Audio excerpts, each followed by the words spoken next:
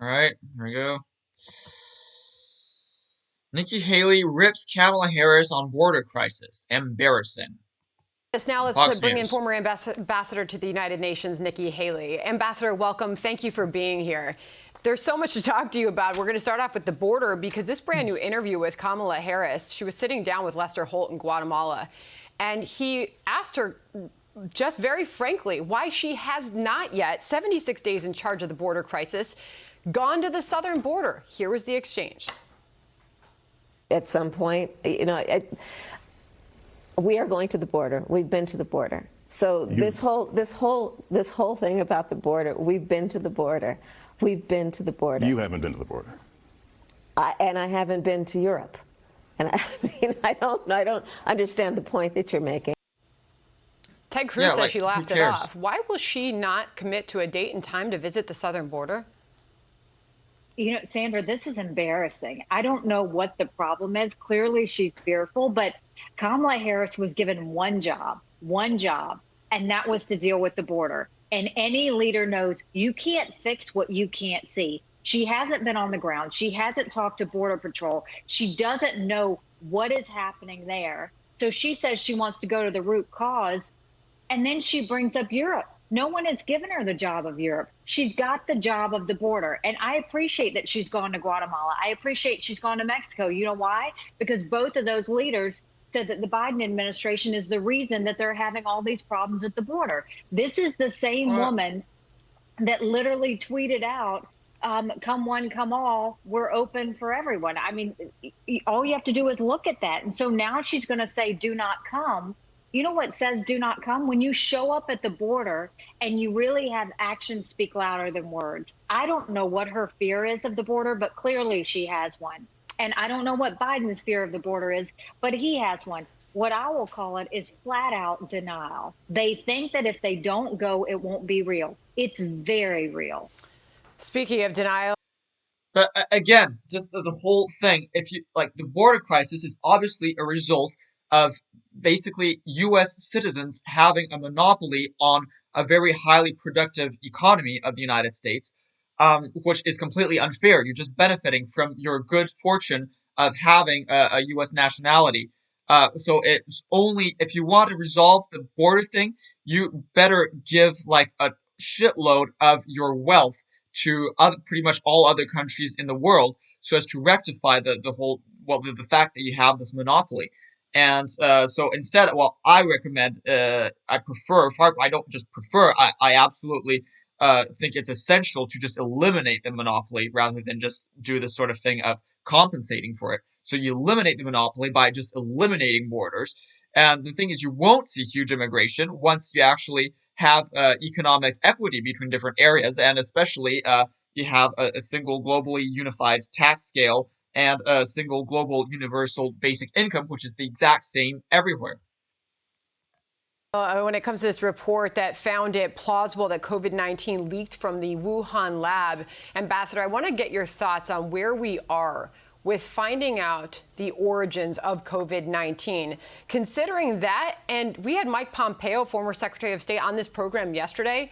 He said there were some in the State Department that considered it not PC to even consider this Wuhan lab leak theory, and that he was poo-pooed every time he brought it up. So how confident are you with this new investigation, 90 days, Biden's looking into this, that we'll learn anything more and that it'll even be made public? Well, first of all, should not be the question of, did this happen in a lab? Did it happen in a wet market? My answer is, prove to me it did not happen in the lab. Prove to us, the American people, prove to the world where 3.7 million people died that it didn't happen in the lab. If I were Biden, I would send an American team to China, to the Wuhan lab. That's what President Trump did with me. He sent me to the IAEA to ask direct questions about the Iran deal, and I came back with direct answers. These are bioweapons. This is serious. It has been way too long. We need a team. Yeah, I kind of agree with this. There's lots of circumstantial evidence for a lab leak, and China has, seems very much that China has been trying to cover it up. It certainly tried to cover up the pandemic at the beginning. Probably tried to cover up the lab issue at the beginning. So like, yeah, it like tried to cover up the fact that there was a link between, you know, the COVID and what they were doing in the Wuhan lab. So there definitely needs to be a better investigation. Yep. To show up. We can't trust the World Health Organization. We can't trust China to tell us what's happened. They Mm. have covered up and 3.7 million people have died. I don't care what happened in the past. All I care is what happens now. And that means send a team to China, go to that lab, find out if the world is protected, find out what China knew, when they knew it, find out what the World Health Organization's involvement was it, and find out if America funded any of it. This should all happen yesterday. We've got to quit stalling on this. China needs to be held accountable. As a result, you're calling out U.S. corporations that are going to be major sponsors of the upcoming Olympics in China. In your piece on foxbusiness.com, you say U.S. corporations need to shed their China hypocrisy, practice what they preach to Americans. Companies are free to operate overseas, you say, including in China, but CEOs should be more self-aware. It's outrageous, you say, and embarrassing for them to self-righteously talk about social justice in America while staying quiet when it comes to communist China's total injustice. That's not woke. It's just plain wrong, you write. So Yeah, and that's true. That's also true. These corporations, they do whatever they think is going to be best for business. So they do this woke stuff in the U.S. because they think it's good for business, and then at the same time, they're all very meek towards China because they think it'll be good for their business in China. why do you feel compelled to call out these U.S. corporations that continue to do business within China? But just like, please stop pretending that you're sort of anti, shady big corporations doing nasty stuff. Like, you aren't. You literally are shills for them. With China, and some of them supporters, sponsors of the upcoming Olympics there. I am very passionate about the fact that we should boycott the Chinese Olympics. We shouldn't boycott it alone. We should get our allies to boycott with it. We should get a coalition that has already done. Boycott all Olympics because Olympics is based on Nazism, right? It's based on Nazism. It's based on the existence of separate countries with people competing against one another. The Olympics is a terrible thing that should be completely boycotted. Something. Australia's already asked for an investigation in China and COVID. Canada's already asked to boycott the Olympics. Japan has already given itself a stimulus to become less dependent on China. India is ready and willing. Get a coalition together. What we are looking at is a bunch of American companies that are making money off of China. You know what? They can do that.